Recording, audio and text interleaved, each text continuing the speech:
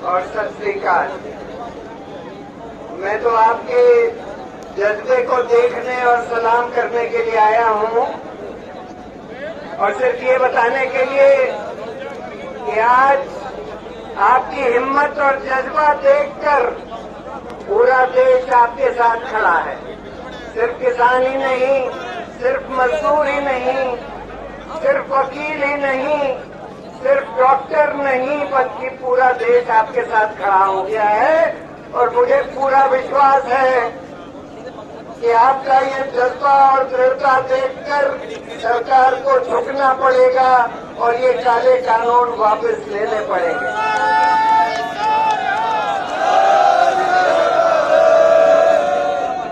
ये कानून सिर्फ और सिर्फ किसानी को और किसानों को कॉरपोरेट घरानों को देने के लिए बनाए गए हैं।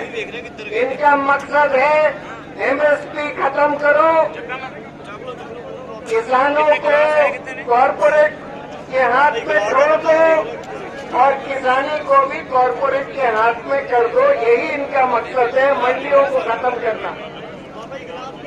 और जो सरकार ये कहती है कि हमने किसानों के फायदे के लिए ये कानून बनाए हैं, जब किसान खुद कह रहे हैं कि भाई हमको ये कानून नहीं चाहिए, आप वापस लीजिए, तो फिर किस मुंह से सरकार ये कह सकती है कि भाई हम तो इन कानून को किसानों के ऊपर थोपना चाहते हैं, क्योंकि हमारी राय में, सरकार की राय में, ये किसानों के हक में कानून है। दूसरी बात, ये कानून बिल्कुल गैर संवैधानिक है। इसके कई कारण हैं। पहला कारण तो ये है कि इसमें किसानों से कोई बातचीत नहीं करी गई है कानून बनाने से पहले। राज्य सरकारों से भी कोई बातचीत नहीं करी गई।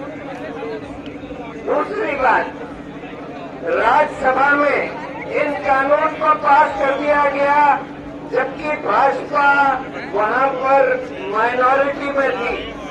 उनके जो खुद के एलाइंस थे, उन्होंने भी बोल दिया था कि हम इस कानून का विरोध करते हैं और इन कानून के खिलाफ हैं। वहां वोटिंग ही नहीं होने दी गई। बिल्कुल गैर संवैधानिक है। संविधान ये कहता है कि अगर एक आदमी भी वोटिंग की डिमांड करे तो आपको वोटिंग करानी पड़ेगी, लेकिन उसमें वोटिंग नहीं कराई गई।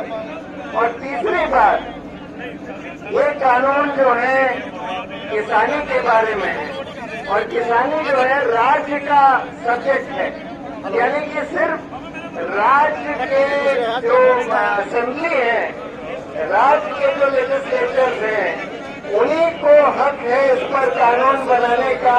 केंद्र को कोई हक नहीं है इस पर कानून बनाने का। और अगर आज इन कानून को फिर से राज्यसभा में ले जाया जाए तो कोई शक नहीं है, इसमें जरा 1% भी शक नहीं है कि ये कानून पास नहीं हो सकते राज्यसभा में। तो मुझे तो पूरा यकीन है, मैंने आज पूरा आपका जज्बा देखा, पूरा तो नहीं देख सकते लेकिन काफी दूर तक देखा किस तरह से सब लोगों को इतनी तैयारी और जिस तरह से सब लोगों को लंगर खिलाया जा रहा है, हर तरह की सुविधाएं उपलब्ध करा दी है।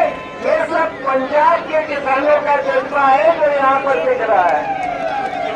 और सिखों में एक जो सेवा भावना होती है और एक जो दृढ़ता होती है वो साफ दिखाई दे रहा है। और मुझे कोई शक नहीं है कि अगली बार इस मोदी सरकार को, जो किसी के सामने झुकना नहीं चाहती, लेकिन आपके सामने इनको झुकना पड़ेगा और ये कानून वापस लेने पड़ेंगे।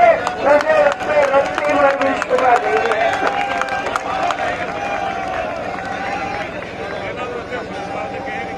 वाहिगुरु जी का खालसा, वाहिगुरु जी की फतेह और जय हिंद। और आप लोग डटे रहिए, जीत आपकी होनी है, आपको फतेह करनी है।